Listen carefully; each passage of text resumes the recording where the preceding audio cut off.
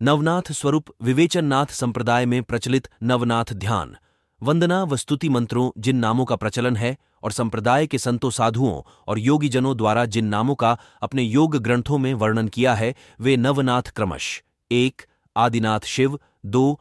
उदयनाथ पार्वती, 3. सत्यनाथ ब्रह्मा, 4. संतोषनाथ विष्णु, 5. अचल अचंभेनाथ शेषनाग, 6. गजकंथड़नाथ गणेश, 7. चौरंगीनाथ चंद्रमा, 8. मत्स्येंद्रनाथ माया स्वरूप, 9. गुरु गोरक्षनाथ शिव बाल स्वरूप आदिनाथ शिव।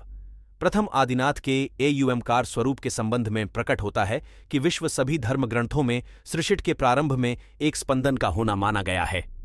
वेद विज्ञान में शब्द से ही सृष्टि का प्रादुर्भाव माना गया है। ओम ही वह शब्द है जिसकी प्रतिध्वनि अनवरत रूप से अखिल ब्रह्मांड में व्याप्त है। सृष्टि का जनक, देवों का देव, समस्त शक्तियों का स्वामी, समस्त सृष्टि जिससे सृजित और समाहित है, समस्त महायोगियों उसी के रूप हैं जो द्वैत और अद्वैत से परे होने के कारण आदिनाथ नाम दिया गया प्रतीत होता है। योग में षट चक्रों के वर्णनानुसार जीवधारी के गले में विशुद्ध चक्र का स्थान है जो शुद्ध अंतरिक्ष के आकाश रूप से संबद्ध है। विशुद्ध चक्र रुद्र ग्रंथि के केंद्र के रूप में भी जाना जाता है क्योंकि यह सहस्त्रार ब्रह्मरंध्र दशम द्वार के साथ मस्तिष्क में भ्रूमध्य में स्थित आज्ञा चक्र को स्थापित करता है। यह विशुद्ध चक्र मानव शरीर के आकाश तत्व का आधार है जो राग, द्वेष, भय, लज्जा और मोह को उत्पन्न करने का उत्तरदायी है। योगी मानव के लिए विशुद्ध चक्र को पार करना केवल ओमकार में लय, सूर्य और चंद्रमा, हा सूर्य ठा चंद्रमा अर्थात हठ योग अर्थात नितांत शुद्ध स्थिति द्वारा ही संभव है। इसीलिए इसे विशुद्ध कहा जाता है। आदिनाथ को ज्योति स्वरूप भी कहा जाता है। नमस्कार दोस्तों, एक बार फिर स्वागत है बाबा देवघरिया चैनल। मैं वीडियो में आगे बढ़ने से पहले आपसे अनुरोध है कि वीडियो लाइक कर चैनल को सब्सक्राइब कर ले ताकि हमारी आने वाली हर एक वीडियो सबसे पहले आपको मिले। तो चलिए वीडियो शुरू करते हैं। उदयनाथ पार्वती। क्रम सोपान के अंतर से उदयनाथ द्वितीय स्थान पर हैं और यह नाम शिव की भार्या पार्वती को दिया गया है और संपूर्ण पृथ्वी उनका स्वरूप है।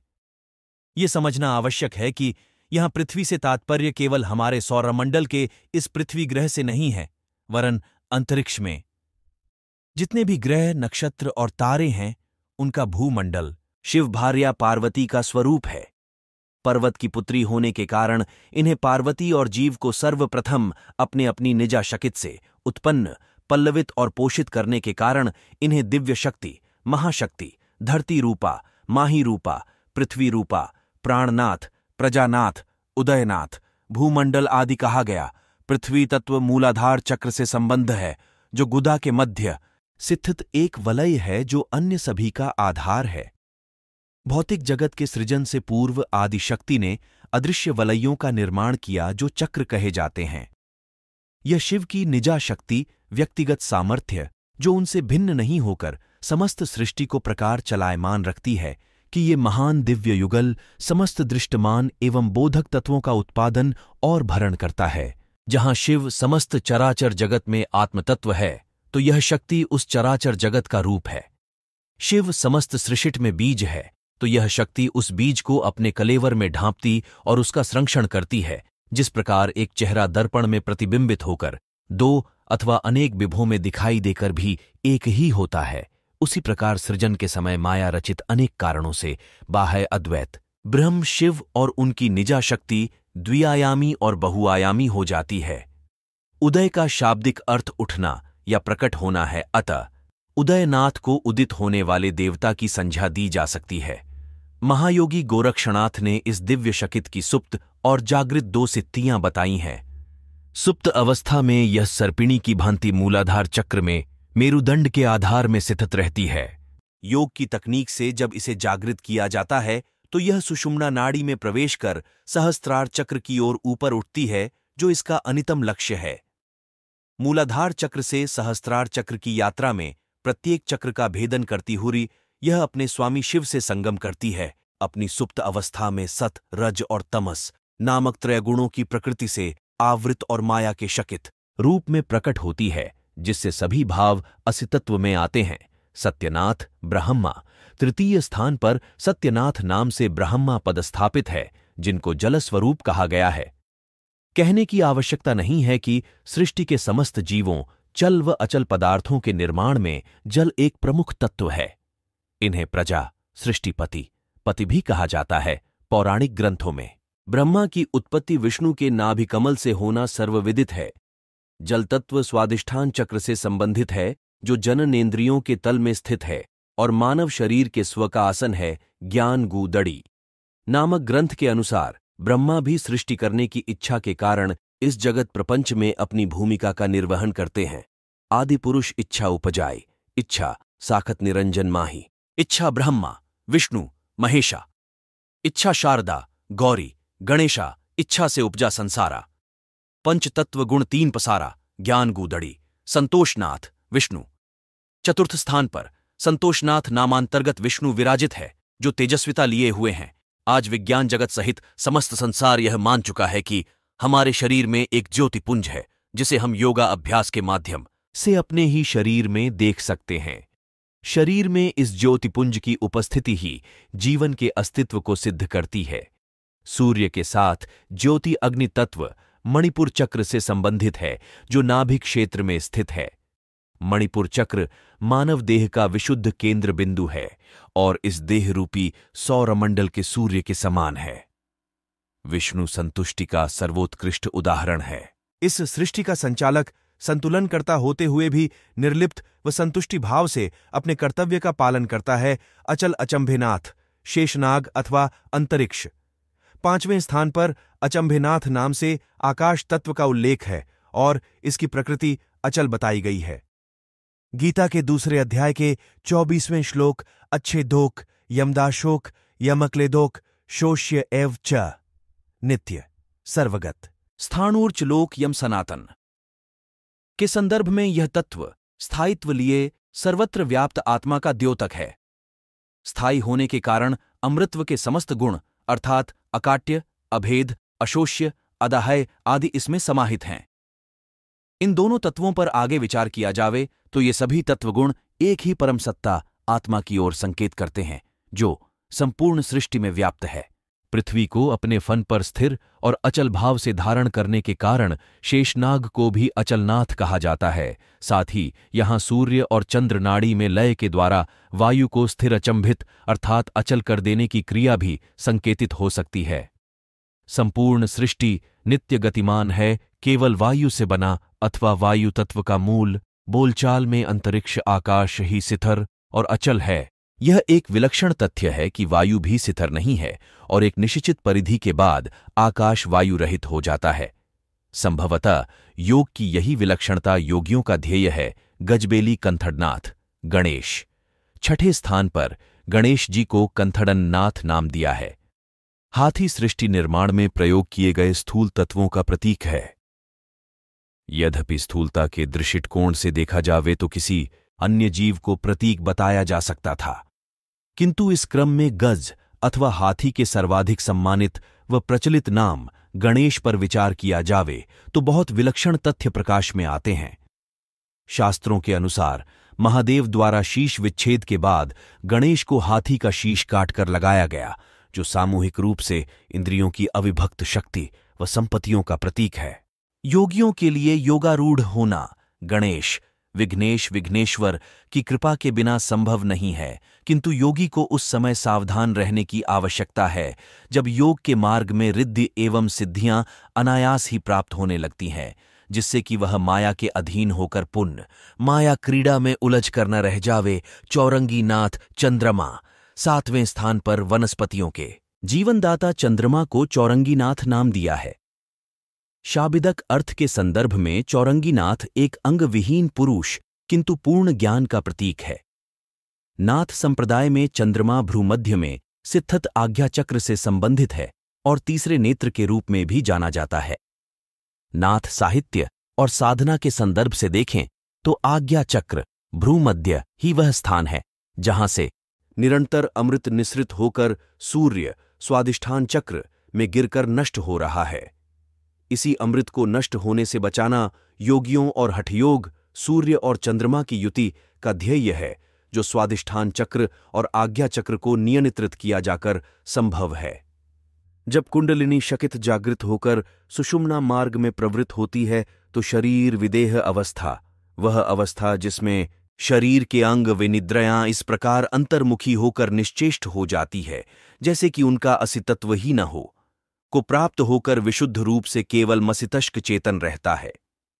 ध्यातव्य है कि आध्यात्मिक साहित्य एवं योगियों द्वारा बताए अनुसार जीव के मस्तिष्क में सहस्त्रदल वाले अधोमुखी कमल, सहस्त्रार चक्र में सोम चंद्रमा का स्थान है, जिसको पीने वाला नित्य प्रति की आवश्यकताओं से मुक्त हो जाता है। मत्स्येंद्रनाथ माया रूप नवनाथों में सबसे अधिक चर्चित नाम मत्स्येंद्रनाथ तथा गोरक्षनाथ है।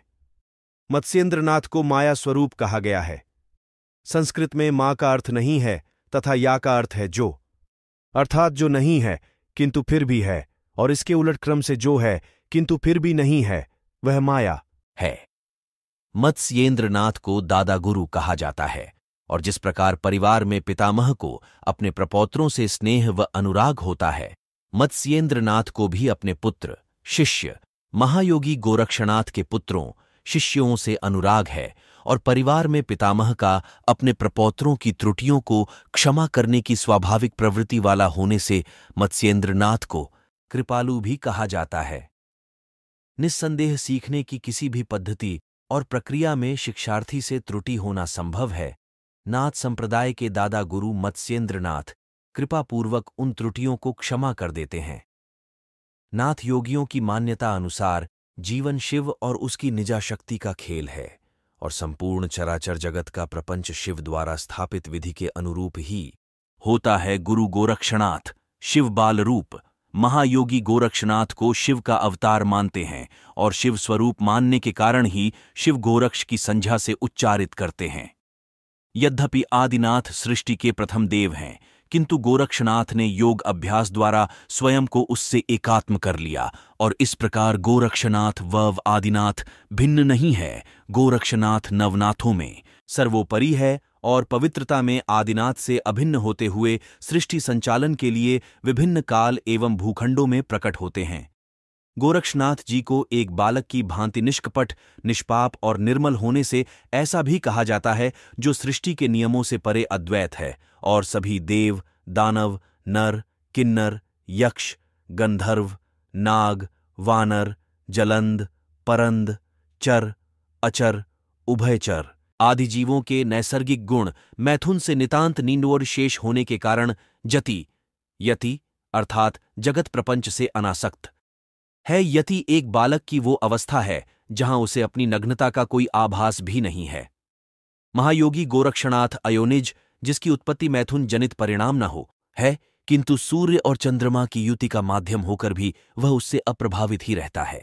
शिव ही की तरह महायोगी गोरक्षनाथ के भी 3 नेत्र हैं। बायां नेत्र चंद्रमा, दाहिना नेत्र सूर्य और भ्रू मध्य में ज्ञान चक्षु है, जिसे शिव नेत्र भी कहा जाता है। प्रथम देव आदिनाथ के सदृश्य होने से महायोगी गोरक्षनाथ को स्वयं ज्योति स्वरूप, जो स्वयं की ज्योति से प्रकाशित है, भी कहा जाता है। शिव से एकात्म हो चुका योगी जब स्वयं में सर्वत्र और समस्त तत्वों में शिव का ही प्रतिबिंब देखता है, तो अद्वैत हो चुके योगी के लिए कुछ भी घृणित और भयकारक नहीं रह जाता, क्योंकि उसे सब में स्वयं का ही आभास होने लगता है। श्रीमद्भगवद्गीता में श्री कृष्ण ने 6ठे अध्याय के 30वें श्लोक में कहते हैं, यो मां पश्यति सर्वत्र सर्वं च मयि पश्यति तस्याहं न प्रणश्यामि स च मे न प्रणश्यति। कहकर इस अद्वैत दर्शन को समझाया है तो नाथ योगियों द्वारा घटघटवासी गोरक्ष अविनाशी टले काल मिटे 84 कहकर गोरक्ष शिव के सर्वत्र व सभी में व्याप्त होने की अवधारणा की जाती है।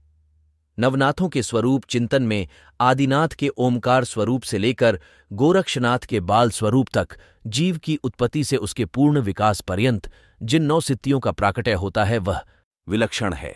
सभी जीवों व तत्वों की उत्पत्ति ओमकार स्वरूप आदिनाथ से, प्राकट्य धरती स्वरूप उदयनाथ से, पोषण जल स्वरूप ब्रह्मा से, स्थायित्व तेजस स्वरूप संतोषनाथ विष्णु, से जीवन की सार्वभौम एवं सर्वकालिक सत्ता, आकाश स्वरूप अचलनाथ से जीवन यापन के समस्त साधन व सामर्थ्य गणेश स्वरूप गजबेली गज कंथड़नाथ से ज्ञान विज्ञान की प्राप्ति, चौरंगीनाथ से विभिन्न विषयों में प्रयोग माया रूपी मत्स्येंद्रनाथ से और उक्त सभी क्रियाकलापों सहित सत्य तत्व का मार्ग प्रशस्त करने वाला इंद्रिय निग्रही विवेक बाल स्वरूप शंभुयति गोरक्षनाथ से प्राप्त होता है नवनाथ स्वरूप गायत्री। सतनमो आदेश, गुरुजी को आदेश, ओम गुरुजी, ओमकारो आदिनाथ, ओमकार स्वरूप बोलिए। उदयनाथ माता पार्वती धरती स्वरूप बोलिए सत्यनाथ, ब्रह्मा जी जल स्वरूप बोलिए संतोषनाथ, विष्णु जी खड्गखांडा तेज स्वरूप बोलिए अचल अचंभेनाथ आकाश स्वरूप बोलिए, गजबेली गजकंठरनाथ गणेश जी गज हसित स्वरूप बोलिए ज्ञान पारखी सिद्ध चौरंगीनाथ, 18,000 वनस्पति स्वरूप बोलिए माया रूपी मत्स्येंद्रनाथ, माया रूपी बोलिए घटपिंड नव निरंतरे रक्षा करंते। शंभुजति गुरु गोरक्षनाथ बाल स्वरूप बोलिए इतना नवनाथ स्वरूप मंत्र संपूर्ण भैया अनंत कोटि सिद्धों में श्रीनाथ जी ने कथ पढ़ सुनाया। नाथ जी गुरु जी को आदेश। तो दोस्तों, वीडियो अच्छा लगा हो तो वीडियो को लाइक कर चैनल को सब्सक्राइब कर ले और एक कमेंट जरूर करे। तो फिर मिलते हैं कोई अच्छी महत्वपूर्ण जानकारी लेके। जय हिंद, जय भारत।